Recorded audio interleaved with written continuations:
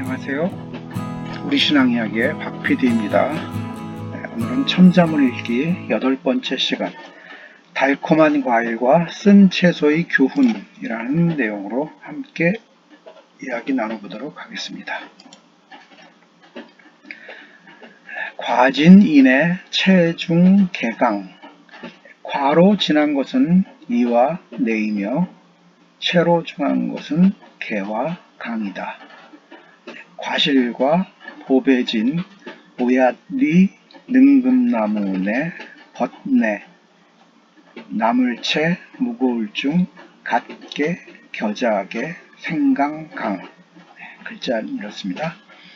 과실로 진귀한 것은 자두와 사과이며 채소로 귀중한 것은 겨자채와 생강이다.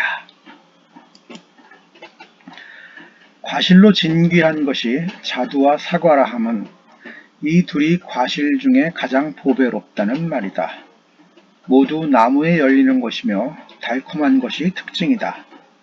채소로 귀중한 것이 겨자채와 생강이라 함은 이 둘이 채소 중에 가장 중요한 것이라는 말이다. 모두 풀의 일종이며 쓰고 매운 것이 특징이다. 달콤한 것은 인생의 보배로우나 맵고 쓴 것 또한 삶의 귀중함을 말한 것이다. 우선 명사부터 풀어보면 과는 과실이고 이는 옛말로 오얏, 요즘말로 자두입니다. 오얏과 자두는 같은 말입니다. 문제는 내라는 글자입니다. 이 글자가 의미하는 과실이 정확히 무엇인가 하는 문제는 다소 난해합니다. 가장 흔한 설명으로 벚나무 열매인 벗지라는 것입니다.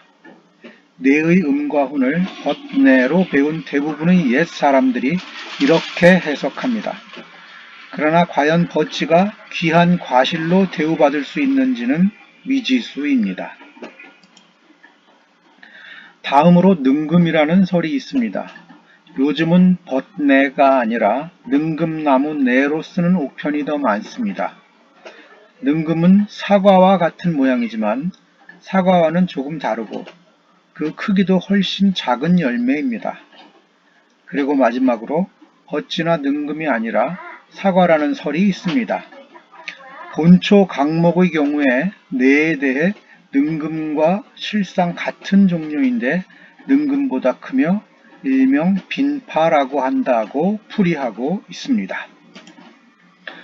그런데 이 빈파를 사전에서 찾아보면 사과와 같은 말이라고 풀이하고 있습니다.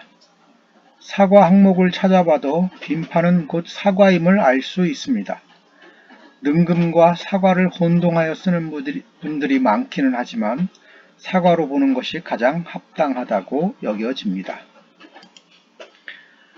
채는 채소를 의미합니다. 그리고 개강에서 강은 생강입니다. 누구나 알만한 채소류여서 별로 설명이 필요치 않습니다. 문제는 개인데 목편의 첫 줄에는 겨자개로 풀이되어 있습니다. 틀리지는 않았지만 여기서 말하는 겨자란 우리가 향신료로 흔히 사용하는 그 겨자가 아니라는 것입니다. 향신료로 사용되는 겨자는 겨자채라는 채소류의 씨앗을 갈아서 만든 것입니다. 그러니 정확히 말해서 개는 겨자가 아니라 겨자채로 풀이해야 한다는 말입니다. 이 겨자채와 가장 비슷한 것을 우리에게서 찾는다면 갓에 해당한다고 볼 수 있습니다. 이 갓 또한 한자로는 역시 개를 쓰며 그 씨앗의 이름 역시 겨자라고 부릅니다. 만약 우리나라에서 천자문이 만들어졌다면 개는 갓으로 풀이했을 것입니다. 외면보다 내면을 중시했던 천자문 저자의 시선은 이제 지하를 거쳐 지상으로 다시 올라옵니다. 하지만 주제는 여전히 땅이 베풀어주는 혜택에 관한 것입니다. 지상의 모든 동물들을 먹이는 채소를 빼고 다른 것을 말할 수는 없기 때문입니다. 그런데 쌀이나 콩 등의 곡물을 먼저 이야기하지 않고 채소를 먼저 이야기하고 있습니다.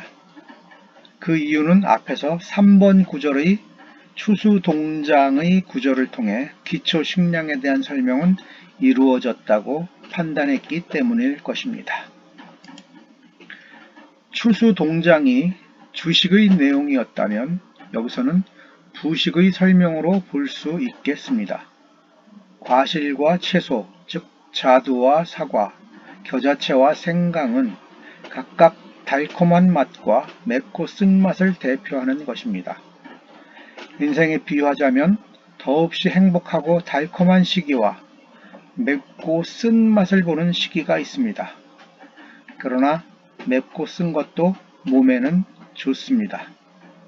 인생 또한 그 시기가 독이 아니라 약이 된다고 말하고 있는 것입니다. 우리는 우리 인생의 쓴 시기를 어떻게 받아들이며 살아가고 있는지, 인생의 쓴맛, 실패와 좌절을 어떻게 받아들일 것인가의 문제를 돌아보아야 할 것입니다.